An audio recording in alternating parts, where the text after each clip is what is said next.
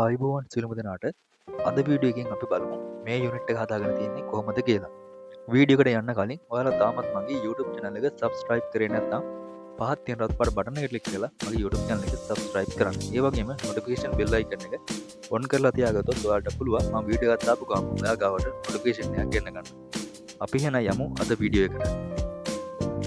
අද වීඩියෝ එකේ මම ඔයාලට කියලා දෙන්නේ මේ යුනිට් එක පිළිබඳව.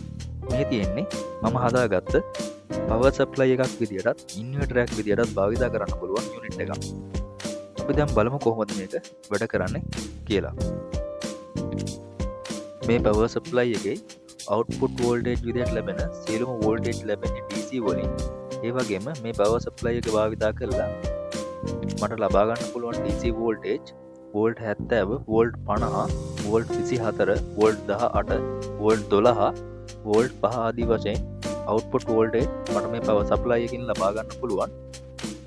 ඉතින් මම මේ පවර් සප්ලයි එක හදන්න ප්‍රධානම හේතුව උනේ මගේ ඉලෙක්ට්‍රොනික වැඩ කටයුතු වලට අවශ්‍ය විදුලිය ලබා ගැනීමට උපකාරයක් වෙන විදියට. ඉතින් මේකෙන් මට අවශ්‍ය සියලුම වෝල්ටේජ් අවුට්පුට් වෝල්ටේජ් විදියට ලබා ගන්න හැකියාව තියෙනවා.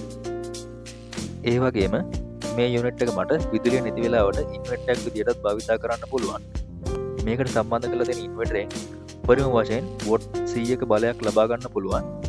ඒ කියන්නේ වොට් 100ට වඩා අඩු ඕනෑම විදුලි උපකරණයක් මේ ඉන්වර්ටර් එක භාවිත කරලා ක්‍රියාත්මක කරගන්න පුළුවන්. උදාහරණ විදියට ටීවී එකක්, ෆෑන් එකක්, LED බල්බ් කිහිපයක්, ඒ වගේම මගේ බවුත් එකත් මේකෙන් භාවිත කරන්න පුළුවන්. සාමාන්‍ය වොට් 40, වොට් 60 වගේ එන බවුත් එකක් මේ ඉන්වර්ටර් එක ආධාරයෙන් ක්‍රියාත්මක කරගන්න පුළුවන්. අපි දැන් බලමු කොහොමද මේක හදාගෙන තියෙන්නේ කියලා. මේක හදන්න මම භාවිත කරලා තියෙන්නේ අයින් කරපු පරණ සෙටප් එකක්.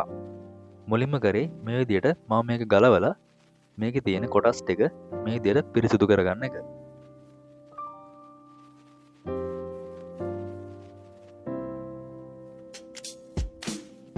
ඊට පස්සේ මම කරලා තියෙන්නේ මේ විදියට මම හදාගත්ත පවර් සප්ලයි එක සහ ඉන්වර්ටර් එක මට අවශ්‍ය තැන් වලට මේ කේසින් එකේ සම්බන්ධ කරගන්න එක. ඉතින් ඔයාලට බලා ගන්න පුළුවන් මම මේකේ ට්‍රාන්ස්ෆෝමර් විදියට භාවිත කරලා තියෙන්නේ මේ සෙටප් එකෙන් ගලවගත්ත ට්‍රාන්ස්ෆෝමර් එකමයි. ඒ වගේම මම මේ ට්‍රාන්ස්ෆෝමර් එකකින් ලැබෙන AC වෝල්ටේජ් එක කොහොමද DC බවට පත් කරගන්නේ කියලා, ඒ වගේම ඉන්වර්ටර් ගැනත් වීඩියෝ එකක් මම වෙනම කරලා තියෙනවා. ඉතින් ඔයාලා මේ වීඩියෝ බැලුවේ නැත්නම් මේ වීඩියෝ දෙකත් ඔයාලට බලන්න පුළුවන්.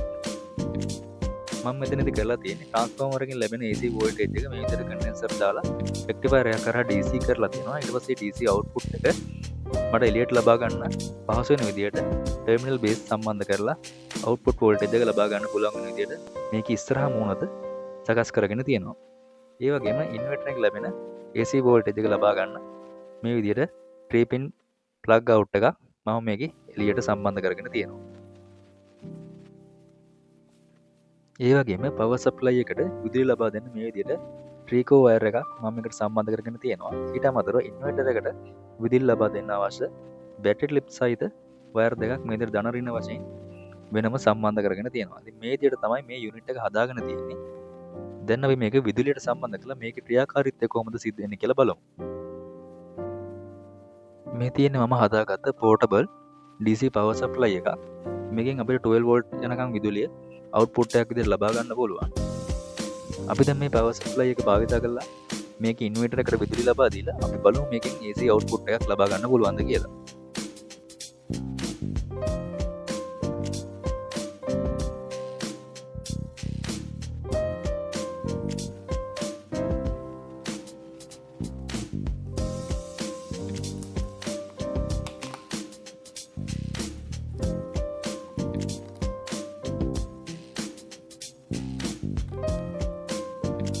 මම දැන් මේ විදිහට මේ ඉන්වර්ටර් එකට වෝල්ට් 12ක සැපයුමක් ලබා දෙනවා. ඉතින් ඔයාලට බලා ගන්න පුළුවන් මේ සප්ලයි එකෙන් වෝල්ට් 11.1ක වෝල්ටේජ් එකක් එනවා.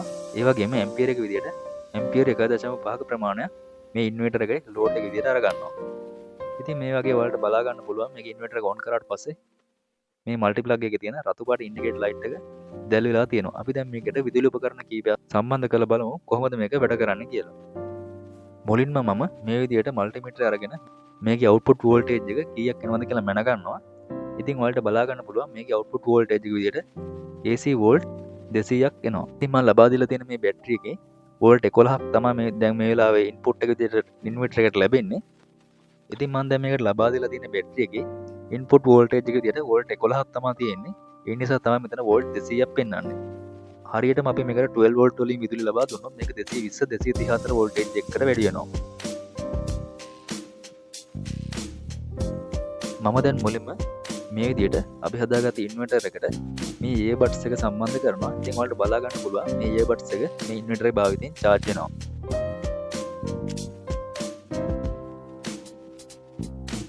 ඒ වගේම අපි දැන් මේ බල්බ් එක සම්බන්ධ කරලා බලමු මේ බල්බ් එක වැඩ කරනවද කියලා.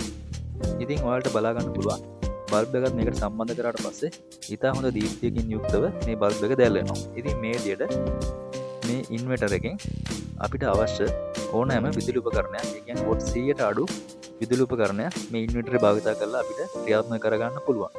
සාමාන්‍යයෙන් ගෙදර තියෙන ටීවී එකක් වොට් 50ත් 80ත් අතර තමයි වැඩ කරන්නේ. ඒ වගේම ෆෑන් එකක් වොට් 60ක් වගේ තමයි උපරිම ගන්න. ඒ වගේම අපිට බෞද්ධයක් වගේ දෙයක් විදුලිය නැති වෙලාවට මේ ඉන්වර්ටර් භාවිත කරලා පාවිච්චි කරන්න පුළුවන්.